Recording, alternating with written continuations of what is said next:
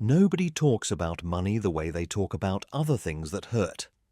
They talk about bad relationships, about difficult childhoods, about anxiety and loss and the weight of things that didn't go the way they were supposed to. But money? Money gets discussed in spreadsheets, in interest rates, in the language of strategy and optimization and financial planning, as if it were neutral, as if it were just numbers. It isn't, for most people, far more than will ever sit down with a financial advisor and say this out loud. Money is one of the most emotionally loaded subjects in their entire life, more loaded than they realize, more connected to their deepest beliefs about safety, worth, love, and belonging than any spreadsheet will ever capture. And until you understand that your financial behavior is downstream of your emotional history, the strategies will keep not working. Not because you're doing them wrong, but because you're applying rational solutions to an irrational problem. Let's start with something that sounds simple but isn't. Your relationship with money began before you ever earned any. It began in the emotional atmosphere of your earliest home, in the conversations you overheard, in the silences around certain subjects, in the way your parents' bodies changed when money was mentioned, the tension that entered the room, or the ease, or the shame, or the careful management of information that children always notice even when adults think they don't. By the time you were 7 years old, researchers estimate the core emotional architecture of your relationship with money was already in place. Not the facts, not the knowledge, the feelings.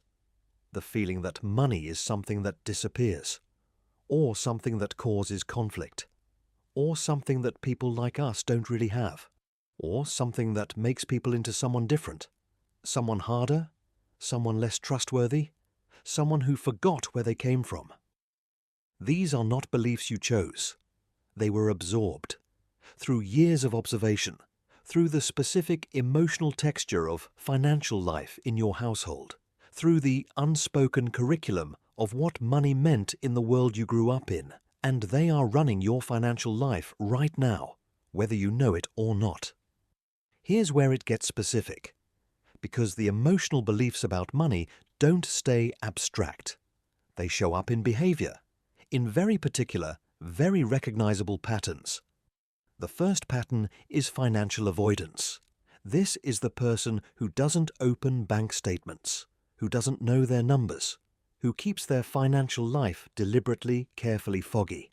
Not because they're lazy, not because they're stupid, but because somewhere in their history, looking clearly at money was associated with something painful, with conflict, with shame, with the discovery of something that couldn't be fixed.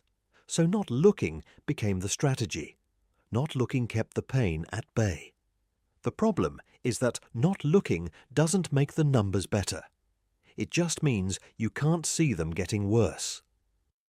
The second pattern is compulsive spending. Not the spending that comes from wanting things. The spending that comes from feeling, from anxiety, from loneliness, from the specific emptiness that retail therapy temporarily fills, from the old association, learned in some households, absorbed through culture in others, that buying things is how you love yourself. That spending is what comfort looks like. Not if you grew up in an environment where ambition was considered dangerous, where wanting more was considered a betrayal, where success meant leaving the people, the identity, the sense of belonging that defined who you were. The ceiling on earning is not a ceiling on ability. It's a ceiling on permission. Let's talk about money and love, because for a surprising number of people, money and love are not separate categories. In some households, money was how love was expressed. The parent who wasn't present emotionally, but made sure the bills were paid. The grandparent who showed up with gifts rather than presents. The family culture where providing financially was the primary language of care. If this was your household, you may have grown up with a deep unconscious equation Money equals being cared for, which means that financial instability feels like emotional abandonment. That running out of money doesn't just trigger practical anxiety, it triggers the specific terror of being unloved. In other households, money was the source of love's absence, the parents who fought about it, the relationship that ended because of it, the childhood that changed completely when it disappeared. If this was your household, money may carry an association with loss that has nothing to do with the money itself. The anxiety isn't about the numbers. It's about what the numbers represent, about what happened the last time things got tight. Neither of these is a character flaw. Both of them are history. So what does it actually look like to heal your relationship with money? It doesn't start with a budget. It starts with honesty. The kind of honesty that most financial advice skips entirely.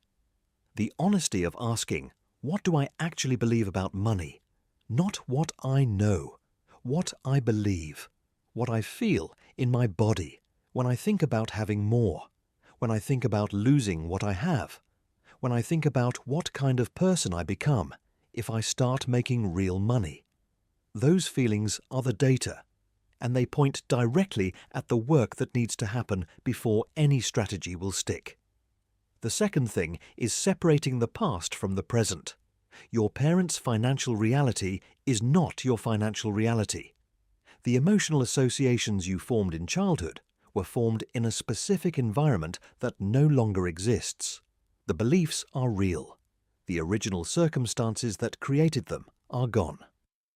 Updating the belief system to match your actual current circumstances rather than the circumstances you grew up in is not a simple thing. It requires patience. It requires, in many cases, professional support. It requires the willingness to feel the discomfort of having more than feels familiar, of earning more than feels permitted, of being financially okay in a way that somehow still doesn't feel safe.